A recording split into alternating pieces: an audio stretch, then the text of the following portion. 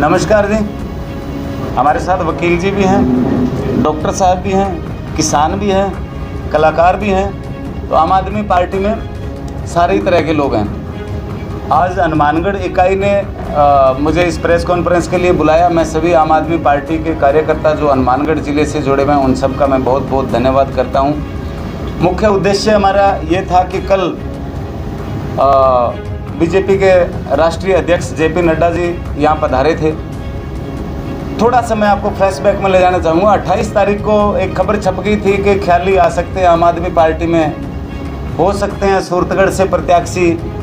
तो मीडिया साथियों से मैं निवेदन कर रहा हूँ कि प्लीज़ थोड़ा सा जांचें पड़तालें फिर खबर छापें। मैं कहीं का प्रत्याशी नहीं हूँ, ना ही मैं चुनाव लड़ने का इच्छुक हूँ, ना ही मैंने कभी टिकट की मांग की सोची।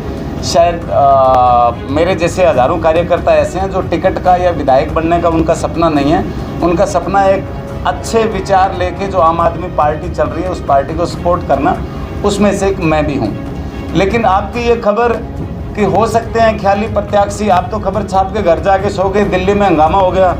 अगले दिन 2 दिन बाद खबर आई कि जेपी नड्डा आ रहे हैं राष्ट्रीय अध्यक्ष। मेरे को तो उस दिन पता लगा कि मेरी इतनी दहशत है कि मेरा ये सुन के जेपी नड्डा दिल्ली से भागे आएंगे। जैसे ही पंजाब में आम आदमी पार्टी का रिजल्ट अच्छा रहा, कल नड्डा साहब ने बोला भी कि पंजाब के रिजल्ट के कारण हमें डर लग गया।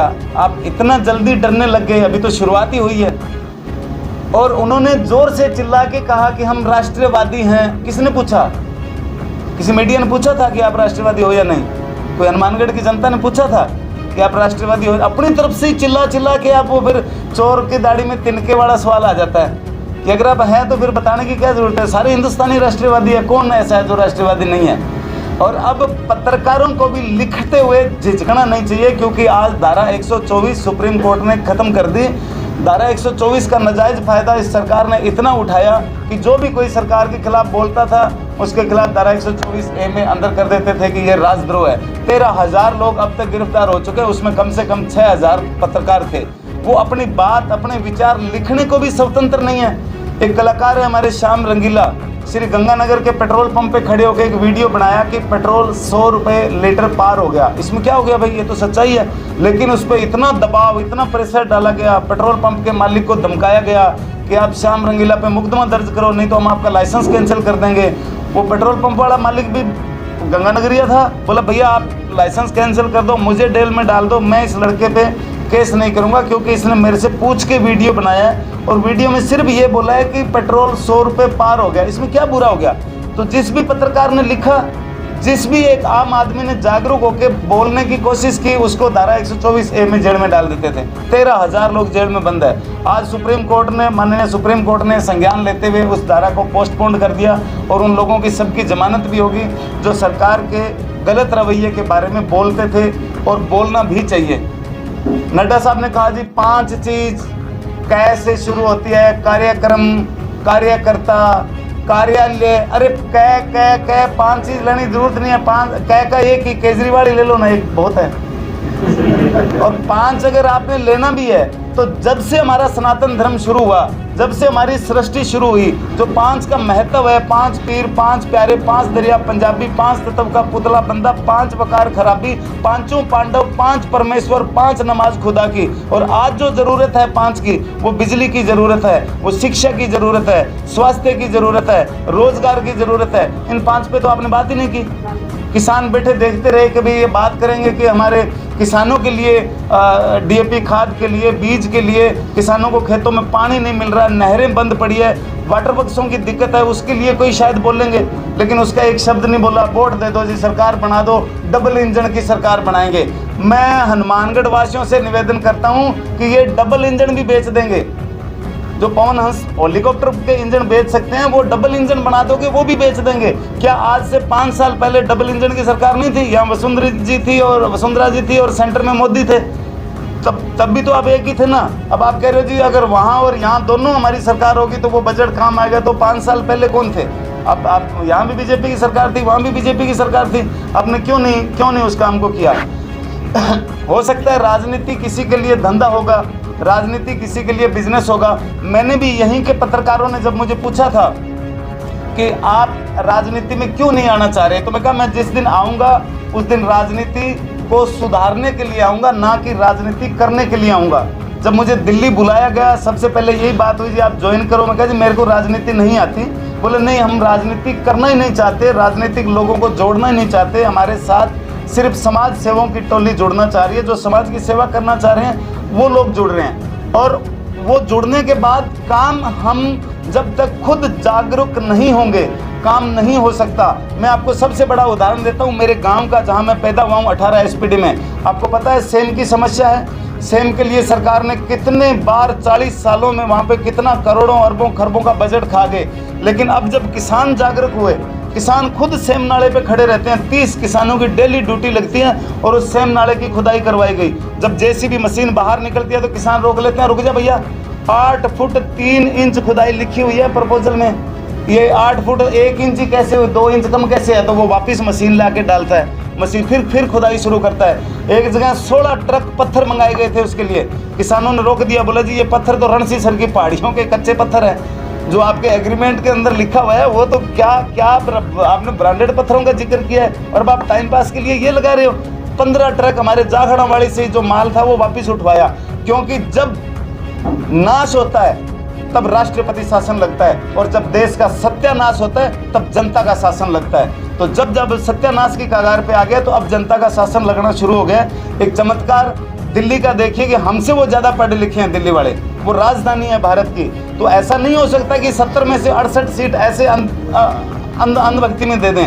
वहाँ के आप काम को देखिए, आप पत्रकार हैं, आप भी एक इंसान हैं, आप भी वोट करते हैं। आपके मोहल्ले में जो स्कूल है उसकी हालत देखिए आइए, हर साल 15,000 रुपये सरकार की तरफ से मेंटेनेंस मिलता है, क्या कभी रंग रोगन हुआ है? जितने 10 टीचर हैं तो वहाँ पे 8 आ रहे हैं।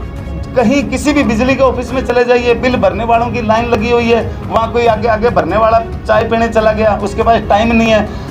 एक कर्मचारी राजस्थान का ऐसा है जिसको 365 दिनों में 15 CL मिलती है, छुट्टी मिलती है, उसके बाद 350 माइके लाल की पूरी 350 हाजिरी लगती है। एक भी दिन उसके घर में कोई बीमार नहीं हुआ, वो एक भी दिन मोखाण नहीं गया, एक भी दिन कोई शादी में नहीं गया, पूरे 350 के 50 दिन। क्यों? क्योंकि वो कहती हाँ जी कल मैं गया था शादी में, तूने मेरी हाजिरी लगा दी, आज तू जाया, आज मैं तेरी लगा दूंगा।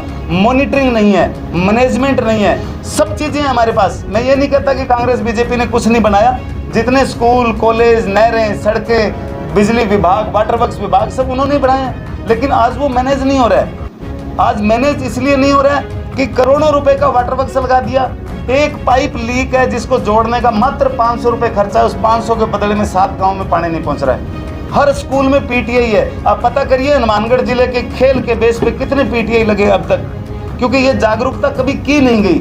हम मेरे गांव के अंदर हमने 28 बच्चे सेलेक्ट किए जो BA MA कर रखे हैं, जो ग्रेजुएट है, उनको हमने 8 महीने तैयारी करवाई, 16 बच्चे नौकरी लग गए। इसमें सरकार का क्या रोल आप बताइए। लेकिन हम खुद जब करना चाहेंगे तब सरकार को भी करना पड़ेगा। कोई MLA अपनी ड्यूटी नहीं कर रहा है, कोई MP अपनी ड्यूटी नहीं कर रहा है, कोई मंत्री अपनी ड्यूटी नहीं कर रहा है। क्यों? उनको टेंशन है सरकार बचाने की। इधर जल शक्ति मंत्री है, बीकानेर के हैं, शेखावत है, राजस्थानी है, कभी उन्होंने नहरों की यहाँ की इतनी समस्या, पानी के बिना त्राई हो रही है, आर्मी एरिया प्यासा मर रहा है, उसकी बात नहीं कर रहे हैं। लेकिन वो शेखावत जी टांग खींच रहे हैं अपने पूनिया जी की, शेखावत जी की पूनिया जी नहीं सुन रहे, पूनिया जी की वसुंधरा जी नहीं सुन रही, वसुंधरा जी की राठौड़ जी नहीं सुन रहे, राठौड़ जी की कोई नहीं सुन रहा। यही हालत इधर कांग्रेस में आया हुआ है। परसों एक मंत्री के बेटे के पे बलात्कार का आरोप हो गया, कल एक विधायक गिरफ्तार हो गया। तो ये रोज जो कानून व्यवस्था खुद ही बिगाड़ते हैं। एक सबसे बड़ा स्टायर मैं आज आपको सुना रहा हूँ कि जो पुलिस 2000 रुपए का तेल जला के शाम तक एक चोर को पकड़ती है, 150 रुपए लेके शाम को छोड़ देती है, तब मंत्रियों के बेटों की बलात्कार करने की हिम्मत बढ़ती है। और अब ये नाश होता ना देश का तो राष्ट्रपति शासन लग जाता, लेकिन अब देश का सत्यानाश हो रहा है। इसलिए जनता का शासन लगना जरूरी है। जनता अब जाग रही है, उठ रही है। उन्होंने केजरीवाल मॉडल को दिल्ली में देखा है, वहाँ के स्कूलों की, वहाँ के हॉस्पिटल की व्यवस्था देखी है। 10 दिन के अंदर अंदर ही पंजाब के अंदर 90% भ्रष्टाचार खत्म हो गया, क्योंकि हर ठेकेदार हमारे यहाँ 8 बजे खुला हो जाता है, उसके बाद भी शराब मिलती रहती है। क्यों? आबकारी भी पैसा ले रही है, पुलिस भी पैसा ले रही है। वो रात को जो दारू पियेंगे वो गुंडागर्दी भी करेंगे, वो बलात्कार भी करेंगे, वो जिस तरह की गुंडाशाही चल रही है, उनको रोके कौन? मीडिया छापे कैसे? क्योंकि सबके अंदर एक डर पैदा कर दिया तो इस तरह के डर से बचने के लिए आम लोगों की जागृत होना बहुत ज़रूरी है और आम लोग अब जागृत हो रहे हैं। आज हनुमानगढ़ के प्रेस कॉन्फ्रेंस का यही हमारा उद्देश्य था। ये हमारे साथ में सोनी जी बैठे हैं, बहुत पुराने आम आदमी पार्टी से जुड़े हुए हैं, पैसे से ये वकील है। इन्होंने एक शहीद स्मारक बनाया है, जितने भी हमारे क्रांतिकारी थे उन सब शहीदों की फ़ोटो लगाई गई है। नड्डा जी को मेल किया गया, उन्हें इनवाइट किया गया कि आप यहाँ हमारे शहीदों को भी पुष्प अर्पित करने के लिए 1 सेकंड के लिए 1 मिनट के लिए पधारे, लेकिन नहीं, उनको गुरुद्वारे में जाना जरूरी था कि पंजाबी वोट लेने हैं, उनको मंदिर पे जाना जरूरी था कि हिंदू वोट लेने हैं, उनको मस्जिदों के बाहर जाना जरूरी था कि वो वोट लेने हैं। क्या वो शहीद हमारे शहीद नहीं थे, जिनकी शहीदी की वजह से आज हम लोग जी रहे हैं, आज हम इस आज़ाद देश के नागरिक हैं? लेकिन उनको उससे कोई मतलब नहीं है। उनको सिर्फ ये, हाँ जी, राहुल गांधी ने वादा किया था कि 10 दिन में कर्जा उतार दूंगा, नहीं उतारा। तो भाई मोदी ने भी वादा किया था कि पहली ही सरकार में, पहली ही मीटिंग में, पहली कैबिनेट में किसानों का कर्जा माफ कर दिया जाएगा। दोनों ही वादे करते हैं, दोनों ही वोट लेते हैं, मुकर जाते हैं। ये शक्तिमान ही गंगाधर है, मतलब कोई अलग नहीं है, ये दोनों ही बहरूपियां हैं, एक ही रूप है। और जब ज़्यादा मजाक शुरू हो जाती है राजनीति में, जब कॉमेडियन को सीरियस होना पड़ता है।